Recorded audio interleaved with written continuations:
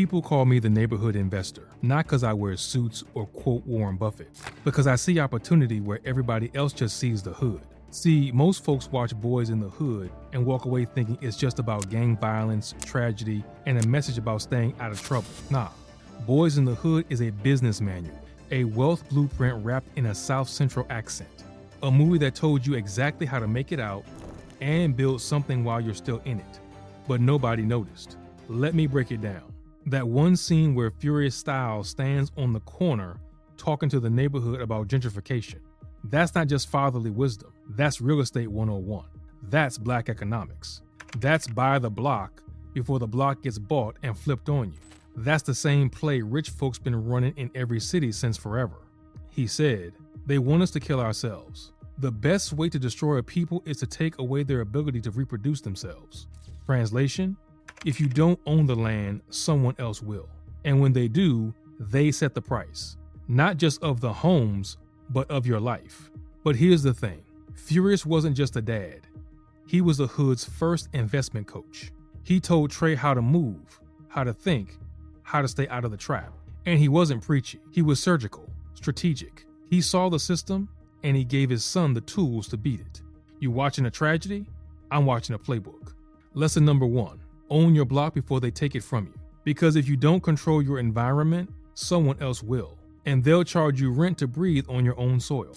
This ain't just nostalgia, it's knowledge. And over the next few minutes, I'm gonna show you how Boyz in the Hood quietly drop more game than half the business books on your shelf. Let's talk about it. Let's go back to that scene. Furious Styles stands on the corner with Trey and Ricky, pointing to the liquor store, the gun shop, and the for sale sign behind him. He wasn't just venting. He was giving a TED Talk before TED Talks existed. That was gentrification 101, urban chess moves.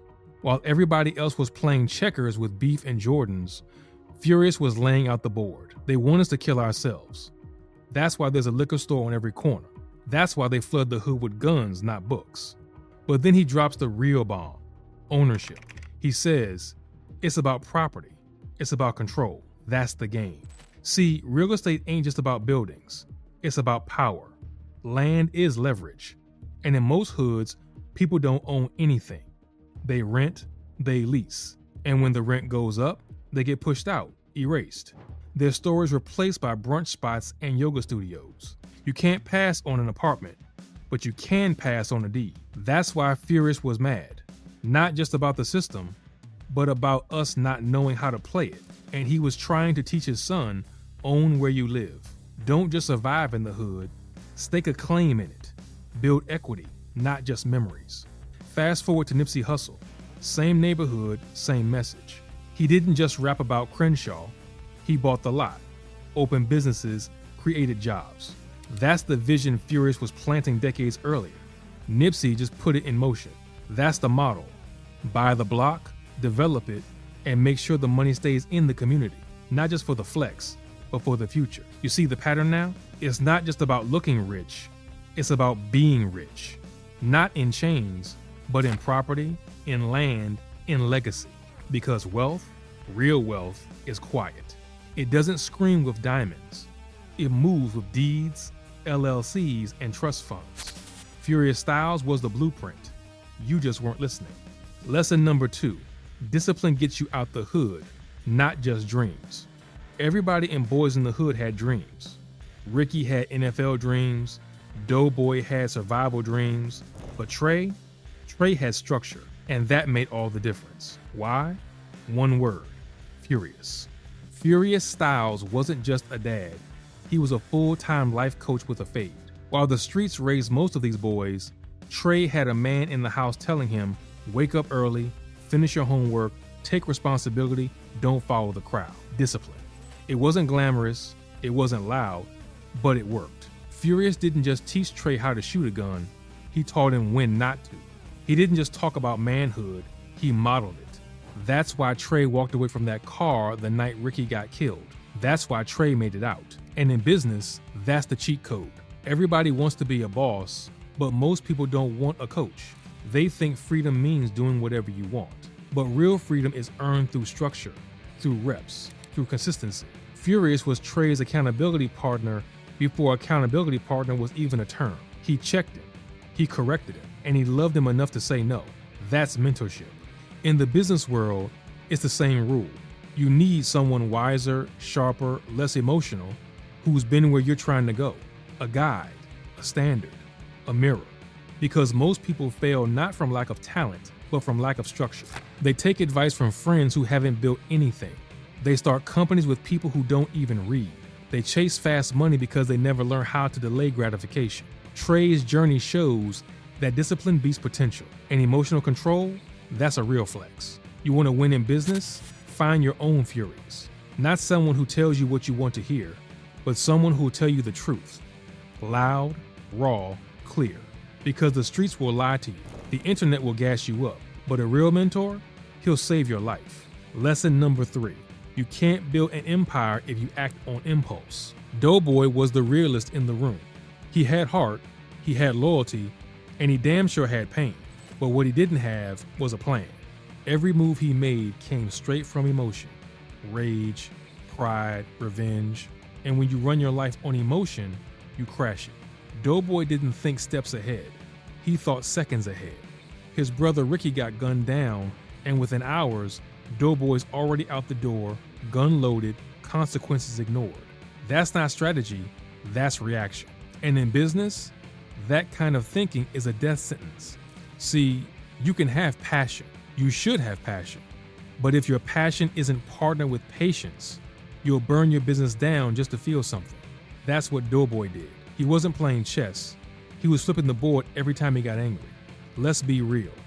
The streets are full of doughboys. So are boardrooms. Entrepreneurs who launch out of ego.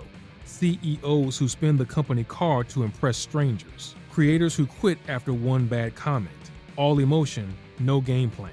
The truth? You gotta be cold-blooded about your future. That means you don't post just cause you're mad. You don't spend just cause you feel rich. You don't hire people just cause they're your cousin. You slow down, you study the field, you play 5 moves ahead. Doughboy had the drive, but not the discipline. The pain, but not the patience. That's why he ended up watching his life unravel like a movie he couldn't pause. And at the end, he knew it. Remember that last scene? Doughboy on the porch, shirt off, eyes heavy, saying they either don't know, don't show, or don't care about what's going on in the hood. Translation: it's hard to build when your whole life's been about survival. But that's why this lesson matters. You gotta become the kind of person who doesn't let the world bait you into destruction. Who can feel everything, but still think straight. Who doesn't just react, but responds with intention. That's how you build something that lasts. Be emotional, but be strategic. Think like a king, not a corner boy.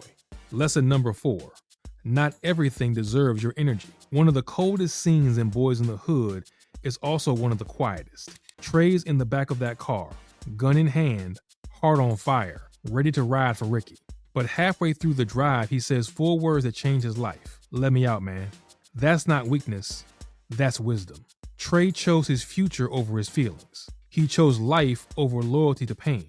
And in that one moment, he made the kind of decision that most people never make. He walked away from chaos. Now zoom out. Same lesson applies in business. Not every opportunity is worth the drama. Not every partnership is worth the stress. And not every fight is your fight. Sometimes the smartest thing you can do is leave the car. That could be stepping out of a toxic business deal that's draining you, or saying no to the friend who wants to start something but has no plan, no money, and all the red flags, or quitting the job that's killing your spirit so you can build something on your own terms.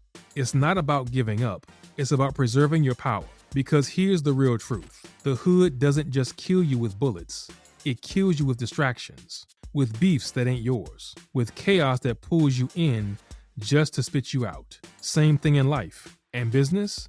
Business rewards clarity. It rewards people who protect their energy, stay focused, and don't chase every battle. You don't need to prove you're real, you need to prove you're strategic.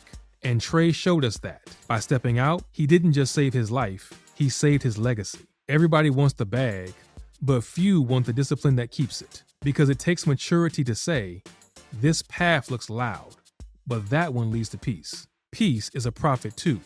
Don't forget that. Sometimes walking away is the flex, and surviving the storm is the win. Lesson number 5. Talent without a plan is just potential. Ricky was the golden ticket. Fast feet, college offer, SAT score in hand. He had the talent, he had the dream, he even had the moment. But what he didn't have was a system.